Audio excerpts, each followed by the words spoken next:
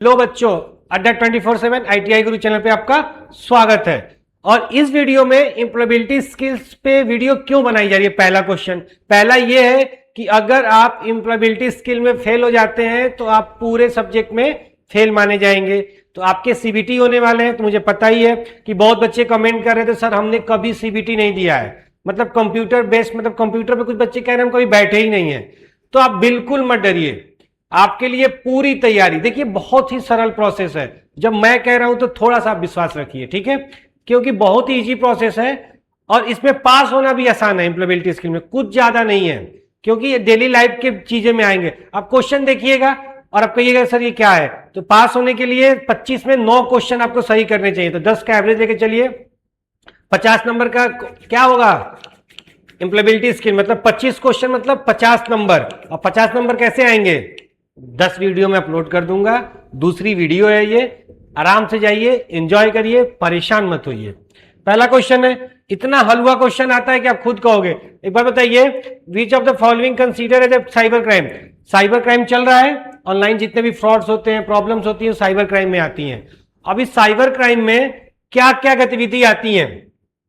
अरे आप online shopping करेंगे तो साइबर क्राइम में तो आएगा नहीं।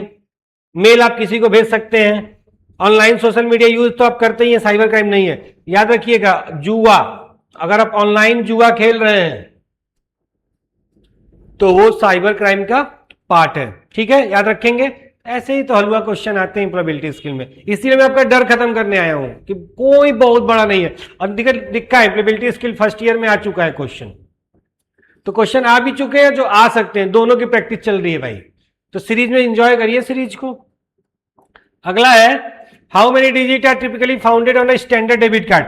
डेबिट कार्ड का मतलब होता है एटीएम, जो आपके घर में पापा मम्मी एटीएम यूज कर रहे हैं, इसी एटीएम में देखिए एक नंबर लिखा होता है। क्या लिखा होता है, नंबर, 4 डिजिट के नंबर, 4 डिजिट के 4 नंबर होते हैं। तो कितने हो जाएंगे, 16। कितने हो जाएंगे, 16, ठीक है। तो डेबिट कार्ड पे कितने अंक अर्जित होते हैं, तो भैया आमतौर पे 16 होते हैं। क्लियर है।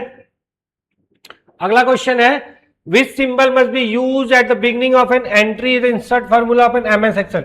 याद रखिएगा, एमएस एक्सेल एक सॉफ्टवेयर होता है, जैसे एप्लीकेशन मोबाइल में ऐप डाउनलोड करते हो, मोबाइल में ऐप आता है, तो वैसे ही मोबाइल के अंदर देखिए, जैसे मोबाइल है तो मोबाइल के अंदर ऐप होते हैं। क्या होते हैं, ऐसे ऐप्स होते हैं। तो किसी एक ऐप्स को आप खोलते हो तो ऐसे ही एक ऐप होता है एक्सेल, तो ये कंप्यूटर में होता है। कहां होता है बच्चों, कंप्यूटर में होता है। और इस ऐप में आप सीट्स बनाते हैं। क्या बनाते हैं, एमएस एक्सेल में क्या बनाते हैं, सीट बनाते हैं। और इस सीट में अगर हमें फॉर्मूला लगाना होता है तो हम इक्वल साइन यूज करते हैं। कौन सा साइन यूज करते हैं, इक्वल साइन यूज करते हैं, ठीक है। तो इक्वल साइन से फॉर्मूले वाली सीट क्या हो जाती है, ओपन हो जाती है।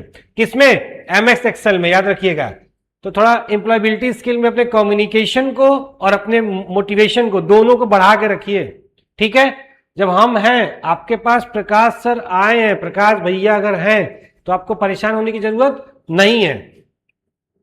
अभी एक बात और सुनिए, जो रात को आप लोग 12 बजे भी कमेंट कर दे रहे हैं, अरे सॉरी मैसेज कर देते हैं व्हाट्सएप पे, तो भैया मैसेज तो ठीक है मैं सुबह सीन कर लूंगा, कॉल मत करिए भाई। अब रात के 12 बजे आपको मैं डाउट कैसे सॉल्व कर पाऊंगा, ठीक है। दिन में आपके लिए रिकॉर्डिंग कर रहे हैं, फिर इसको अपलोड करना पड़ता है, एडिट करना पड़ता है, कंटेंट बनाना पड़ता है, तो प्लीज जरा इसकी ध्यान रखिए। कॉल्स वगैरह ना करिए, मैसेज कर दीजिए, मैं मतलब वादा करता हूं कि रिप्लाई जाएगा ही जाएगा। क्लियर है।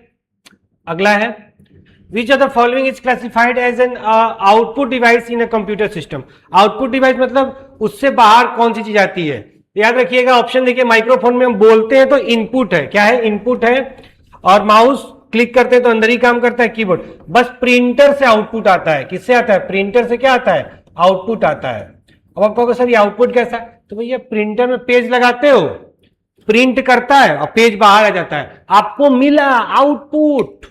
इनपुट मतलब आपने खर्च कर दिया, आउटपुट आपको मतलब मिल गया। क्लियर है।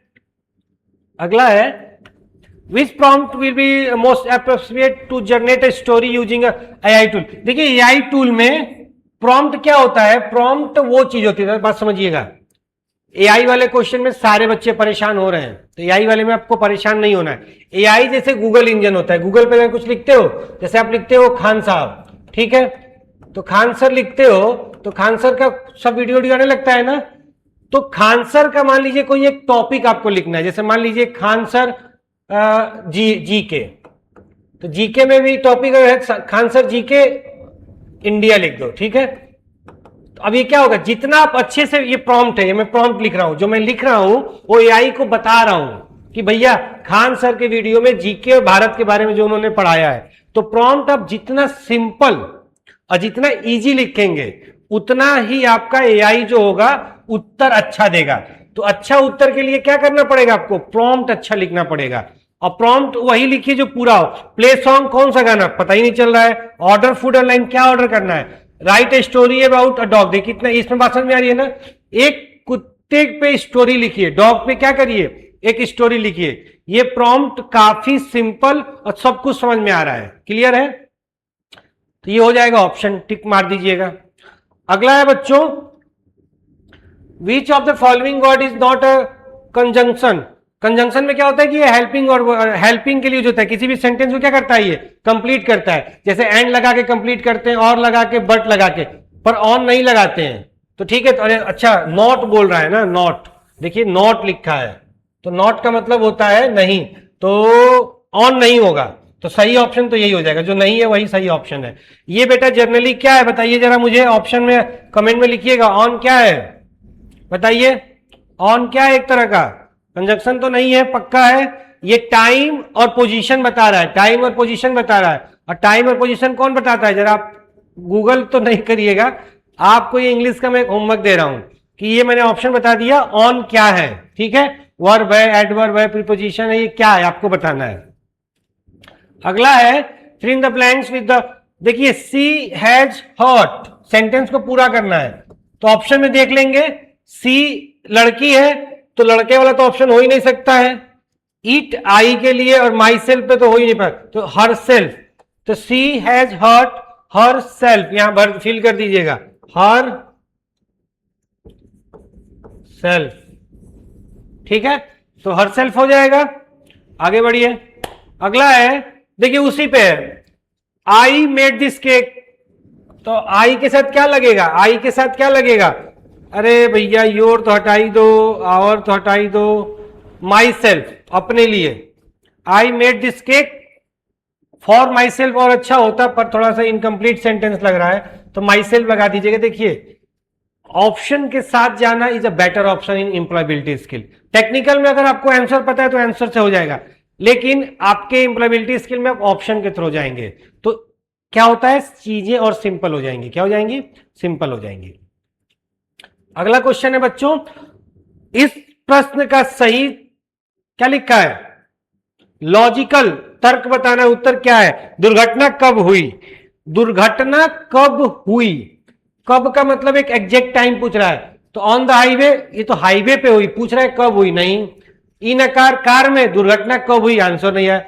दुर्घटना हुई एट 10:30 बजे, मतलब परफेक्ट टाइमिंग पता चल गई कि सर 10:30 बजे क्या हुई है, ये दुर्घटना हुई है। हाई स्पीड तो कारण है, कारण जगह नहीं पूछ रहा है, समय पूछ रहा है। क्या पूछ रहा है, समय। कह रहा है आपके पास मौजूद क्षमता और गुण जो आपको जीवन और करियर में आगे बढ़ने में मदद करते हैं क्या कहलाता है। तो मेरे बच्चों पहले ही आप टिक लगा सकते हैं करियर में। अब करियर में आगे बढ़ना है तो भैया क्या करना पड़ेगा, आपको अपनी कमजोरी पे, पर्सनल वीकनेस, कोई शौक पे नहीं काम करना है, फेलियर पे, आपको अपने व्यक्तिगत ताकत पे काम करना होगा, पर्सनल स्ट्रेंथ पे। अच्छा क्वेश्चन था और इसको अपने जीवन में भी लागू करिएगा। अच्छा प्रश्न था, इसको अपने जीवन में भी लागू करिएगा बच्चों, कि आप अपने पर्सनल क्षमता पे काम करेंगे, मतलब अपने पर्सनल स्ट्रेंथ पे काम करेंगे तो क्या हो जाएगा, अच्छा रिजल्ट निकल के आएगा। What is the fundamental meaning of ethics, भैया एथिक्स का मतलब क्या होता है, तो नैतिकता आप लोग जानते ही होंगे। नैतिकता किस पे डिपेंड करता है, क्या गलत और क्या सही है, नहीं ये तो नहीं है, टाइप ऑफ एम्प्लॉयमेंट इसके लिए भी नहीं है। याद रखिएगा मानव आचरण के लिए क्या सही और क्या गलत यह तय करना ही क्या होता है, एथिक। नैतिकता आपकी क्या है कि आप ये पता कर पाओ, आपकी खुद की सूझबूझ हो कि क्या गलत है और क्या सही है। चलिए, Where are the duties and responsibility to be performed in a specific role formally written? किसी भी विशिष्ट भूमिका में किए जाने वाले कर्तव्य और जिम्मेदारियों का लिखित विवरण कहां होता है। तो भैया एक बात याद रखिएगा, एकदम किसमें बोला है? लिखित विवरण में। तो रिज्यूमे में तो बहुत शॉर्ट में लिखा होता है, ऑफर लेटर में तो आपको कंपनी पॉलिसी में नहीं, आपके जॉब डिस्क्रिप्शन में, इसको जेडी भी बोलते हैं, जॉब डिस्क्रिप्शन को। तो आपके जेडी में ये सारी बातें बहुत अच्छे से मेंशन होती हैं। तो आप लोग एंजॉय कर रहे होंगे। क्वेश्चंस काफी इजी भी हैं और कुछ समझदार क्वेश्चंस भी हैं। तो जो समझने वाले हैं वहां आप समझना शुरू करिए, और जहां आपको ऐसा लगता है कि नहीं ये चीजें थोड़ी हटके लग रही हैं तो उसको सीखिए, भागिए मत। एक कहावत है, एक शायरी कही गई है, हारा वही जो लड़ा नहीं।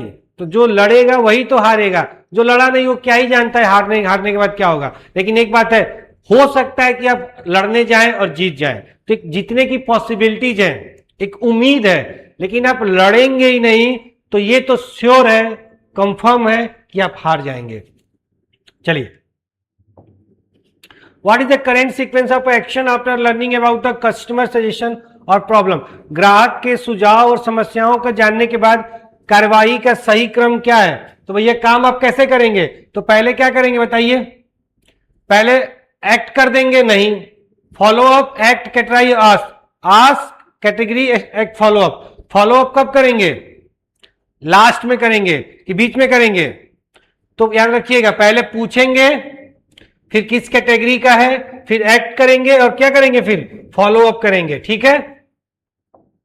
अगला है, विदेशी बाजारों तक पहुंचने के लिए किस अन्य कंपनी के साथ साझेदारी हितों को? देखिए भैया, जब भी कोई कंपनी आपस में जुड़ रही है, साझेदारी की बात हो रही है ना, अब विदेशी में इसको ज्वाइंट वेंचर कहते हैं। जो बड़ी बड़ी कंपनियां आपस में जुड़ जाती हैं, जैसे वोडाफोन और आइडिया जुड़ गया, तो ये ज्वाइंट वेंचर है। क्या है? Joint venture. ठीक है। सोलो मतलब सिंगल प्रोप्राइटरशिप, मोनो मतलब एक से ज्यादा, और लिक्विडेशन नहीं होता है। तो याद रखेंगे, what is the primary role of entrepreneurship in the economic development? अब किसी भी देश में एंटरप्रेन्योर मतलब जो उद्यमी है, विकास उद्यमी, उसका क्या रोल है? तो एंटरप्रेन्योरशिप का मतलब बेटा होता है ना, जो हम खुद बिजनेस करते हैं। जो यंग बच्चे हैं, जैसे आप आईटीआई आपने कर लिया, और आईटीआई करके आप एक वर्कशॉप खोलना चाहते हैं या अपनी दुकान खोलना चाहते हैं जहां पे आप गाड़ी अच्छी कमाई है, तो ऐसे काम को यंग एंटरप्रेन्योर कहा गया है। मतलब एंटरप्रेन्योरशिप मतलब अपने खुद से आप अपना कुछ करेंगे, उसको यंग एंटरप्रेन्योर कहेंगे। याद है, इंप्लॉयबिलिटी कैसे कम हो जाएगी? भाई हो ही नहीं सकती है। इंप्रूविंग पर कैपिटा, डिक्रीजिंग का मतलब ही नहीं है, मतलब प्रति व्यक्ति आय में सुधार। ठीक है। तो होप सो आपको ये बात समझ में आ गई होगी। सब कुछ इंप्लॉयबिलिटी स्किल इतना टफ नहीं है। सिंपली अगर हम आसानी से डेली थोड़ा थोड़ा पढ़ते रहें या एक दो वीडियो देखते रहें तो आराम से हमारा ये क्या हो जाएगा, पूरा सिलेबस कंप्लीट हो जाएगा। तो होप सो आपने एंजॉय किया हुआ। नमस्कार, प्रणाम, एंजॉय करते रहिए और चैनल को सब्सक्राइब